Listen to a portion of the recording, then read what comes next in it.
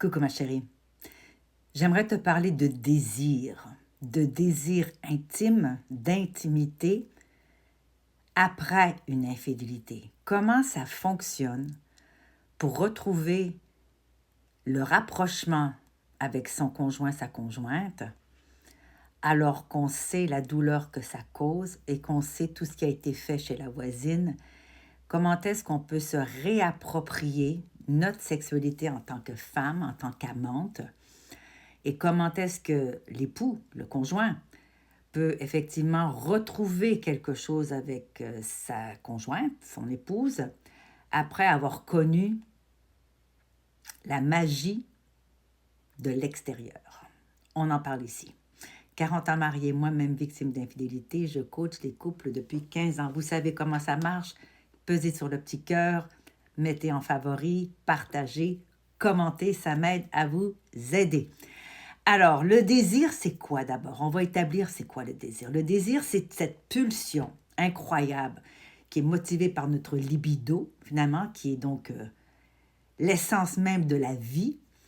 Et puis le désir, il naît de quoi? Il naît de la nouveauté, il naît de l'inconnu, il naît de la découverte, du déclencheur érotique que peut être un visuel, une nouvelle forme, un nouveau corps, une nouvelle peau, une nouvelle couleur, une nouvelle énergie. Donc tous ces déclencheurs érotiques-là, qui sont liés à la nouveauté, à l'inconnu, à la découverte, etc., provoquent le désir. Et le désir, il est nourri comment?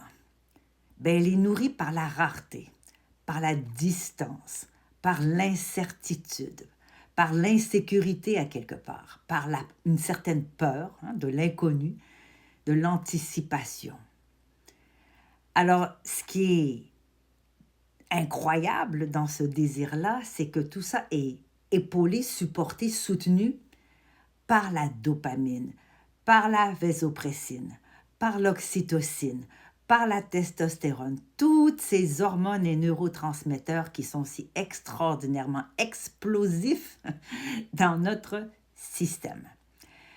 Mais le désir n'est pas très compatible avec ce qu'est un couple longue durée, qui est lui bâti sur la sécurité, la confiance, le connu, la reconnaissance de l'autre, le sentiment d'appartenance. Alors, voyez-vous, c'est complètement opposé, c'est une dichotomie, ce sont un paradoxe finalement des relations humaines et la difficulté de venir après, on va de l'autre côté. Donc, la difficulté de vivre un désir soutenu dans une relation à long terme, surtout qu'il y a eu une infidélité, c'est problématique. Pourquoi c'est problématique? Parce que la sensation que l'infidèle a eue à l'extérieur est déjà multipliée par le fait que ça soit dans la discrétion, pour ne pas dire dans la cachotterie, dans l'interdit, dans le secret, dans la complicité, dans le dévoilement d'une partie de soi qui autrement on ne voudrait pas qu'elle soit découverte. Donc il y a tout ce côté mystérieux, aventurieux, dangereux, etc., qu'on ne peut pas retrouver dans un couple longue durée. Ça n'existe pas.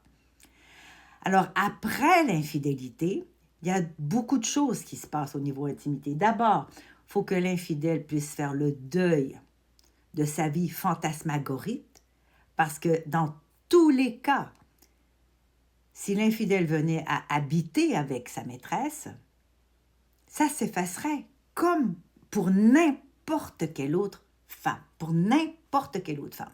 C'est juste une question de temps. Donc, l'infidèle doit faire le deuil de son ailleurs, de son excitation, de souvent ce que j'entends. Les hommes me disent avoir vécu des moments mystiques. Donc, il faut pouvoir sortir de ce désir de retrouver ça. Et pour la femme, elle doit retrouver une partie d'elle-même qu'on lui a volée, c'est-à-dire l'intimité, l'exclusivité, sa désirabilité, sa capacité à faire bander son mec. On lui a retiré ça au profit d'une autre.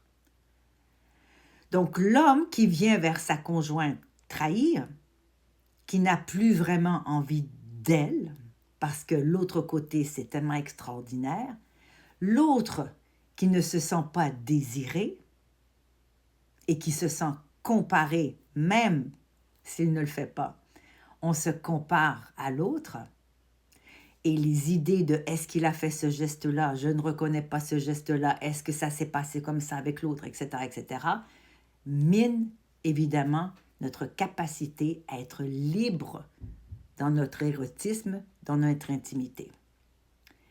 Alors, la conjointe trompée, évidemment, le problème, c'est que son estime de soi est dans les talons.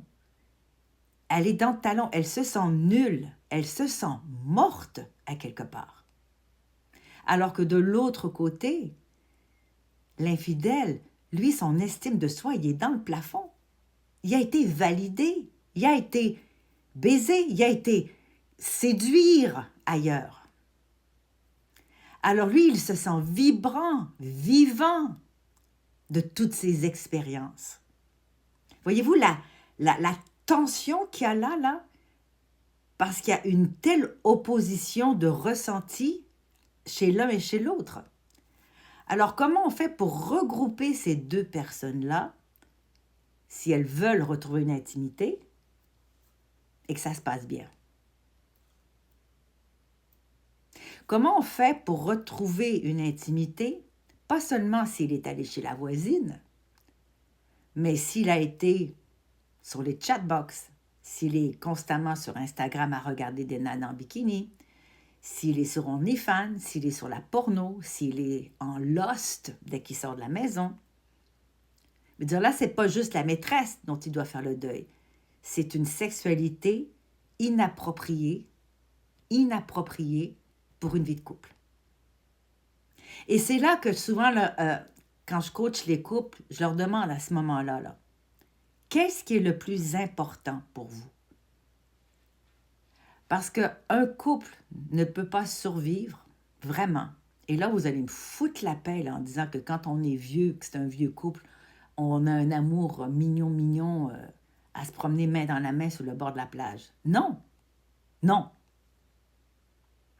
On a le droit de vivre une sexualité débridée, débauchée, excitante, folle, calme, douce. On a le droit de vivre tout ça. Alors, comment on fait pour tout ceci? Bien, d'abord, le premier travail à faire, c'est un retour sur soi. Puisque ça a été nourri par autre chose. Ma chérie, c'est à toi que je parle ici. Il faut que tu te reconnectes à toi. Qu'est-ce que toi, tu aimes? Qu'est-ce que toi, tu estimes être une relation intime? Puis je parle même pas sexuelle rendu là, ça peut aller jusqu'au sexe. Mais qu'est-ce que pour toi est une relation intime qui est valable, valide? Il faut aller à partir de tes besoins, de tes désirs, parce qu'ils ont été niés, saccagés, oubliés. Et ce qui peut être étrange, c'est que ça peut complètement chavirer ta sexualité et complètement allumer ta libido, comme une folle. Ça, c'est le contre-coup du trauma. Je viens tellement en puissance sexuelle, je veux aller chercher mon homme avec cette énergie, cette force que j'ai en moi, par le sexe. Donc, il faut faire ce retour sur soi pour ne pas être enfoui dans le désir de l'autre et utiliser un désir temporaire de survie pour recréer une intimité avec ton partenaire. Alors moi, je vais prendre quelques vidéos là-dessus parce que je trouve ça trop important et j'aimerais ça, si tu veux, bien, partage-moi qu'est-ce qui se passe chez toi. Comment tu vis ton intimité après.